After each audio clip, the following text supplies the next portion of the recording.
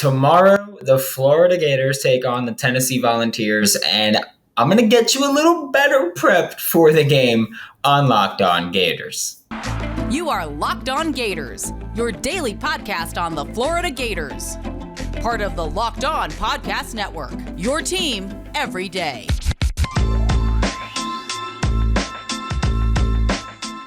Hello, and welcome back to another episode of Locked On Gators, part of the Locked On Podcast Network, your team every day. Thanks for making Locked On Gators your first listen of the day. We are available daily and free wherever you listen to podcasts. Happy Friday. I'm Brandon Olson. Find me on Twitter, WNS_Brandon, written work with Whole Non-Sports and Giants Country of SI.com.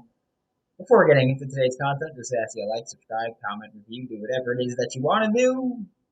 But, hey, you can be nice, you can be mean, you can say whatever you want. I can be mean back. I'll say that if you want to, do the comments, we can get into it then. But what we are getting into right now, Florida Gators offense versus Tennessee Volunteers defense. Usually we do start off with the offense. So we're going to do that. Running the ball, has to be the focal point here. And I'm not even talking about Anthony Richardson with his throwing woes, whatever you want to call them. I'm not even talking about that. I'm talking about running the ball should be a focal point because explosive plays are there versus the Tennessee Volunteers, both in terms of Tennessee not getting to the hole in time, missing tackles. I think it was the Pitt game. They had 13 in the run game alone. That's pretty dang bad. First game and third game were against MAC teams. So not to be a jerk about it, but not super impressive opponents there. Pitt was the only one that really challenged them, and they went into overtime. So there's that. Look, the Tennessee Volunteers, because I realized that this whole week I've been hearing the Volunteers' run defense is so good this year. The Volunteers' run defense is so good. Tennessee's run defense is so good. Yes, they have more depth on the edge, and they have more depth even on the interior defensive line and at linebacker. Doesn't mean it's been so good. I think that because the Volunteers defense has been significantly better than it's been in the past on film, that a lot of people are like, oh, they're so good comparatively, when it's just not the case. They are very good comparatively, but they're not very good, period, at run defense. And that's kind of something that I think has been getting a little overlooked. So let's not give them credit where it's not due. Hold this rushing attack into check, and we can start talking about, okay, this Tennessee Volunteers run defense is really good, but Pitt, I know there was like the one really long rush, and then I think there were 2 or 3 other runs that went for like 10 to 15-ish. Again, MAC schools were the other ones. Don't care. You also have not faced a quarterback as athletic as Anthony Richardson, and you probably won't for the rest of the year. Win or lose, you probably won't face a quarterback as athletic as Anthony Richardson is. And here's the thing as well with Anthony Richardson that I said in the crossover and I said on other Tennessee podcasts this week. Anthony Richardson has to use his legs. I don't care about, well, we know that there's some depth issue at quarterback, so I can't get hit. I don't care about anything, really. If he's banged up, say he's banged up, because otherwise he's just not playing to the best of his ability. If he's banged up and you're worried about it, I understand that. I still think that either way, you run this ball with Anthony Richardson, because this is one of those games where you put it on the line. Like that's what I'm saying. You put it on the line here. You can run and slide also. Don't hurdle the guy. Don't hurdle him. Don't try to truck. Don't try to juke. I don't care. Get whatever yards you can, and once a defender's within like 3 yards, you slide and just call it a gain. It doesn't matter. If Anthony Richardson is not willing to run the ball, the Florida Gators will almost definitely lose this game handedly. We don't even have to talk about how Tennessee has struggled against scrambling quarterbacks. I think Matt Corral put 195 on them on the ground, and that's Matt Corral. I can't remember another game where he had 100 in his career. So I think that you've really got to be like, hey, this has been their weakness. If they spy Anthony Richardson, whatever they do, they're going to do. But don't give them anything easy. Make them earn it. The offensive line really has to be in check tomorrow. Byron Young and Tyler Barron are just, they're screamers off the edge. They're simple. They like to get to the opportunity to pin their ears back and just get into the backfield, and they're going to do that against Florida. I have no reason to not think that. We can talk about containing. They're just going to bend around outside, and they're going to have a spy, which, by the way, means 3 defenders will be on Anthony Richardson essentially every play, whether it's pass or run. 3 defenders will be keyed in on him, which is why I want designed runs. I want read options. I want speed options. I want you to say, okay, they're really keying in on Anthony Richardson. So let's run a speed option, and then he pitches it out. There's 3 guys focused on Anthony Richardson, and then there's Montrell Johnson with 1 man to beat. And I want to see plays like that. Communication is also key on this offensive line because Tennessee, they like to send off-ball linebackers, whether they're coming up to the line or staying back and then blitzing on a delayed blitz. They like to send off-ball linebackers on blitzes. That's what they like to do. So offensive line needs to communicate and know who is going to pick up whom in this situation. So I think that the Florida Gators offensive line, you have to be spot on in pass protection. In the run game, keep doing your thing because the run blocking, I get the PFF grades aren't amazing, but run blocking has been pretty dang good, and the running backs have been pretty dang good. So run the ball, find success that way, and just don't shoot yourself in the foot offensively. That's what you got to do there. And also Tennessee's defense. Man coverage is the name of the game for them. That's what they like to do. It's their bread and butter. It's what they do the significant majority of the time. It also allows them to blitz. Florida, they like to blitz. They like to run creepers and sim pressures and all these things while playing zone. And it's like, well, you don't have to sacrifice on the back end. Tennessee sacrifices on the back end. They do. They like to run cover 0, and they like to get after you real quick. And they like to run cover 1, but blitzing a linebacker instead of having one underneath. Playing that man coverage allows them to blitz how they want to. And the best bet to kind of negate it might be quick slants from the slot specifically to get behind the blitzers. So quick slants there. Get the ball to running backs, or in this case, we know that they're going to target receivers in the flats. So get the ball to receivers in the flats, running backs in the flats, and hope that they can make a play after the catch. Don't run a wide receiver screen necessarily, or if you do, have it be a little bit of I don't even want to say a tunnel screen. I just want to say make sure that you have the receiver coming to the ball. Maybe have the running back coming out to crack the slot defender, the slot receiver coming out to crack the corner that's supposed to be on Xavier Henderson in this case. Let X catch it and try to get upfield as quickly as he can. It's execution here. It's attacking their weak spots and kind of being an opportunist with that aggressive style that Tennessee is going to have. And I think that, Billy can get it done. I think he will. I think that a lot of plays. I think this is going to be a big play game for Florida. I do. I think that running the ball on offense, they're going to have their big play opportunities, and they have to take advantage of those. We're about to talk about the Florida Gators defense versus the Tennessee Volunteers offense. But first, a quick word from Underdog Fantasy, because this episode of Locked On Gators is brought to you by Underdog Fantasy, the easiest place to spice up college football season, by the way. It's easy to play and win cold, hard cash in a single game. And I can tell you that I've done it quite a bit. I've done it with the NFL and college as well. But man, college has been fun. Just college has been fun because it's easier for us. We watch the Florida Gators all the time. We know what they do. Montrell Johnson will have more than 55.5 rushing yards against the Tennessee Volunteers. So guess what I'm picking? I can tell you that right now. There's just so many great things about Underdog Fantasy. They've got a fantasy platform that has a fun user experience. I love when you click share. It's aesthetically pleasing when you click share and they have the screenshot ready for you. So fun user experience, great support staff. You can sign up with the promo code Locked On, and Underdog will double your first deposit up to $100. Deposit $100 and get another $100. Thanks again for making Locked On Gators your first listen of the day. Every day we are available daily and free wherever you listen to the podcast. We're talking about this Florida Gators defense now against the Tennessee Volunteers offense, which we all know.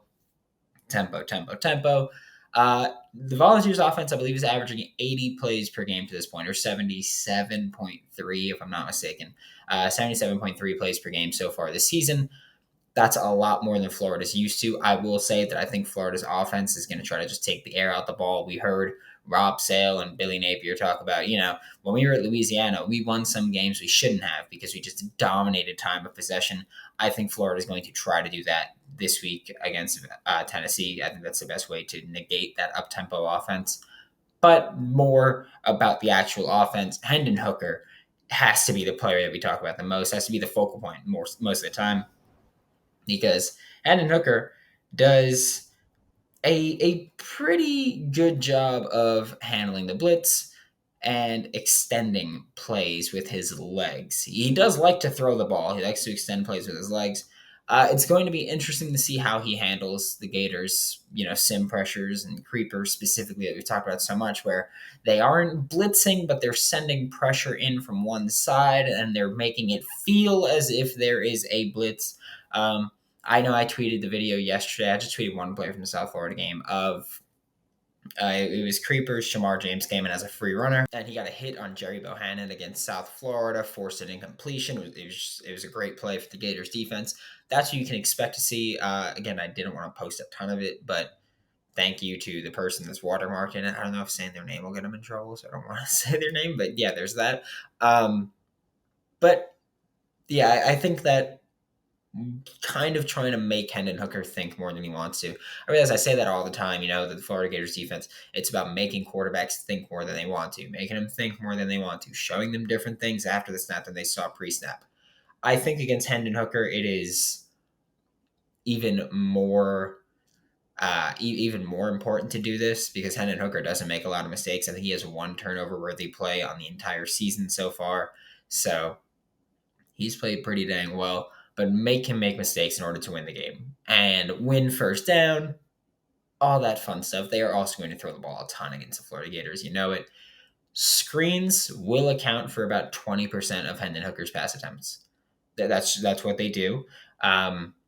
So you got to fly to the ball if you're Jason Marshall, if you're Avery Helm, if you're Jalen Kimber, if you're Devin Moore, if Jaden Hill gets on the field, if you're Trevez Johnson, if you're Trey Dean, if you're Rashad Torrance, if you're Shamar James, if you're Amari Burney, if you're Derek Wingo, if Ventrell Miller plays, I don't care who it is. Fly to the ball because they are going to throw a lot of screens. You need to make that stop. Again, win first down. They run that first down wide receiver screen, make the stop and make it 2nd and 10, 2nd and 9, 2nd and 12. I don't care what you make it. Make it 2nd and long and make them earn every damn yard tomorrow. This is a game where, yes, Hayden said it on Wednesday. Hayden said we got to strike early and we got to take the air out of that crowd, take the noise out of them, take their life away, make sure they cannot impact the game. Do that early, Gators. Take it out quickly. Hendon Hooker favors throwing to his right, but he's not a can't throw to his left kind of quarterback. That's just he's going to throw more of his passes to the right, as most right-handed quarterbacks do, but his is a little more skewed that way. But again, still very capable of making passes to the left side of the field. As far as coverages go for the Florida Gators, expect to see more press coverage than usual. We've seen the Gators this year play up on the line, not necessarily press a ton, and if they do press, it's usually not consistent. Expect more press than usual this year, or this week. 53% of Tennessee's passes have gone from the line of scrimmage to 9 yards downfield, not including all of the screens that they've run. So a huge majority of their passes go behind the line of scrimmage to 9 yards past the line of scrimmage. So you're looking at a team that they want to keep the ball very, very close to the line of scrimmage. Maybe that's part of the reason Hendon Hooker doesn't turn the ball over much because he's, thrown right there. So maybe that's part of the reason. But here's the thing. Play press coverage. Allow your pass rush to get in and disrupt plays. And if you're playing press, you're going to disrupt all the timing that Tennessee wants to operate with. And Tennessee, they care about timing. I don't care if Cedric Tillman plays, by the way. That's not something I'm worried about right now. I've said this before, I'm more concerned with the Gators offense than the defense. I think the defense can get it done. I think that this staff is incredibly bright on the defensive side of the ball. And so handling Hendon Hooker and sending the kitchen sink at this man is something that I think they're going to do. Coverage-wise, I think they know. Play press, play quarters, play cover 1, cover 0. I don't care. They're not going to play much cover 0, but you get the point.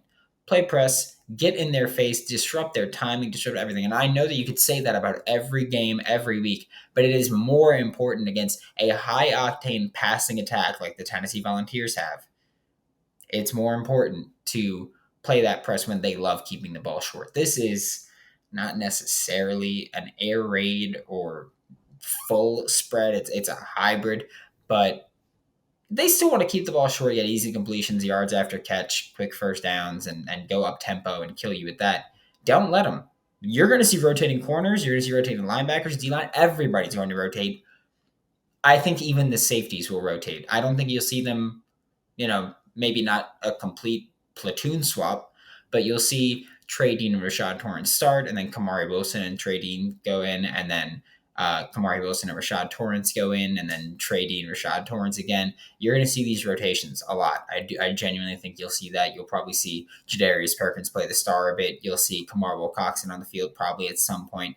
I think that the defense is going to have to rotate a ton, especially because in the second half of games, they've been murdered by offenses. So rotate a ton early, keep them fresh. And if you have to, on drives that matter, you have your best players on the field and they're feeling relatively fresh.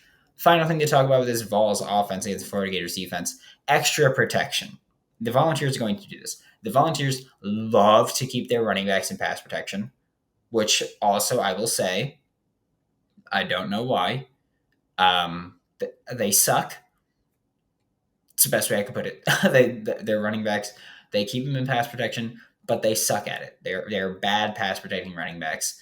So if you get that one-on-one, if you're Shamar James, if you're Amari Burney, if you're Ventrell Miller, if he plays, if you're Derek Wingo, if you're Scooby Williams, if you're DeJuan Black, if he gets on the field, if you get that one-on-one with the running back, you better win that battle because they're bad pass protectors. You better win that battle. Simple as that. Tight ends, they stay into pass block. I don't want to say often, but they do that. That's something that they rotate in. Same way Florida uses Dante Sanders as a pass protector every now and then. It's what they do. More importantly, with the protection, I think that this is the week we see Gervon Dexter play more nose tackle than we've seen him play. And that does not mean to take Desmond Watson or Jalen Lee off the field.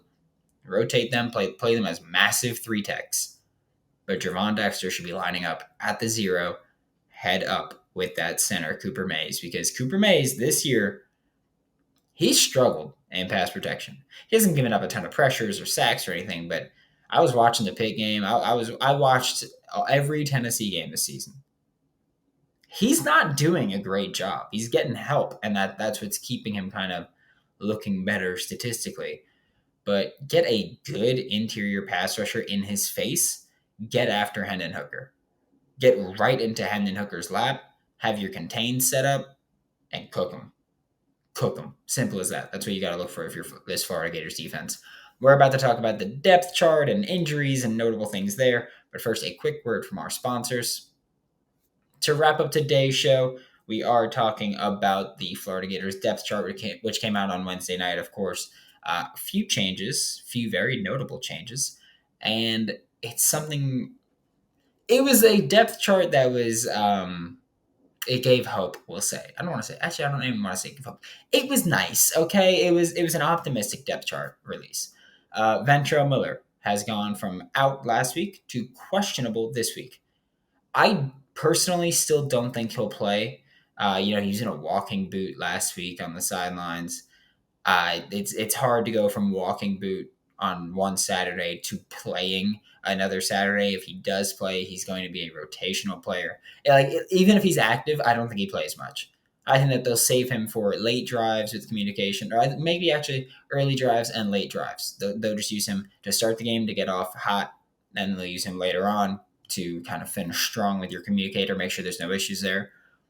But I don't think we see him play much, if at all. I feel like questionable is we don't expect him to play, but Tennessee has to worry about his availability, which is one of the reasons I think that he could be listed as available, but won't play a ton. Maybe he'll come in on goal line situations or obvious run situations, and it's like, okay, you need to be the one to make the play here. Like, you need to make the call here. We can't have these screw ups, and that's part of it because I know last week they struggled with communications. Jaden Hill was listed as probable, which is fun because Jaden Hill, of course, was the projected starting corner going into the 2021 Gators season, tore his ACL right before the season.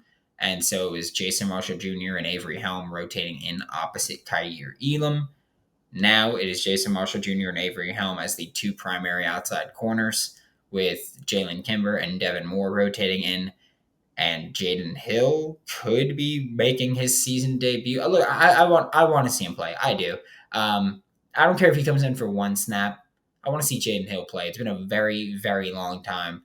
So, yeah, I want to see him play. I want to see him get a little bit of run and see what happens. But, again, he, like Ventrell, I think even if they do play, they won't play much. Jaden Hill especially because he hasn't played in over a year. He hasn't played in, 15 months now almost. So I don't think that he'll be playing much for the next few weeks, really. I think they would kind of ease him into that, especially because it's not like cornerback is this massively struggling position, so you don't need to rush him in. I know he's had setbacks or whatever, but I think that he'll rotate in and continue rotating in. Desmond Watson and Shamar James listed as starters. I know that on this past Wednesday's episode, I tried to make predictions. I said Desmond Watson should be starting over Jalen Lee at nose tackle. He is. Desmond Watson has been playing phenomenal football so far, especially given his expectations going into the season. Desmond Watson's been a beast. I expect nothing less from him. I expect him to continue to pick up more snaps through the season and continue being his dominant self. And Shamar James also on Wednesday. I said either Shamar James or Derek Wingo should be listed as the starting off-ball linebacker for the Florida Gators because last week when Ventrell Miller was ruled out and Scooby Williams was named a starter, Billy Napier said this is an opportunity for him to show himself, to prove himself as the communicator, as a leader. I think that Scooby Williams did a very bad job of that, specifically just being a communicator. I noted on Tape Tuesday, I was like, look, Travis Johnson looks like he's the one telling the defense what to do. So I said, it should be Derek Wingo or Shamar James. Give someone else the opportunity. Shamar James listed as a starter. Maybe, or not even maybe, he would be the one that wouldn't be on the field if Ventrell Miller does play. But again, I think even if Ventrell Miller does play, he will be limited. And also, less positive news, Jack Miller III, the backup quarterback going into the year, and Michael Tarquin, the starting right tackle, still out. Jack Miller III, we're seeing what's going to happen with him, but hopefully soon he'll be cleared to be full go. Michael Tarquin, we'll see what happens with that one. Austin Barber has been playing very well. Austin Barber's playing like he wants to be out there, and that's something that you can never take away from him. So that's something that's incredibly exciting and makes me very excited for the future, by the way, with Austin Barber. Thanks for making Locked On Gators your first listen of the day every day. We are available daily and free wherever you listen to podcasts. We'll be back tomorrow to preview Florida versus Tennessee with Tyler Forness, as we always do on Saturdays for Locked On Gators. I'm Brandon Olson. Don't forget to follow me on Twitter at WNS_Brandon. Find all my written work with Whole Nine Sports and GiantsCountryofSI.com. And I'll see you all tomorrow.